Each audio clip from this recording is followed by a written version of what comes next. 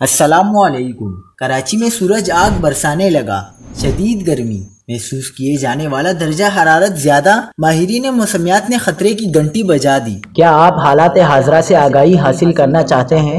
خبر کے پیچھے چھپے اصل حقائق جاننا چاہتے ہیں تو ابھی سبسکرائب کیجئے جلمل پاکستان کو اور ساتھ ہی گھنٹی کے نشان پر کلک کر دیں۔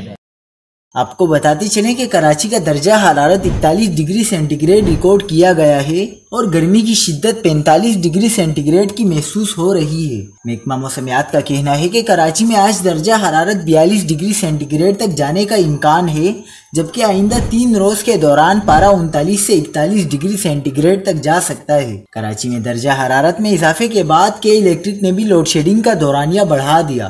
دوسری جانب آج سے 14 ستمبر کے دوران تھرپارکر، عمرکوٹ، بدین اور میرپور خاص میں بارش کا امکان ہے۔ محکمہ موسمیات کے مطابق چند مقامات پر آندھی اور گرج چمک کے ساتھ بارش کا امکان ہے، جبکہ کل سے 14 ستمبر کے دوران میرپور خاص، ٹنڈو محمد خان، سجاول اور ٹھٹہ میں بھی بارش کا امکان ہے۔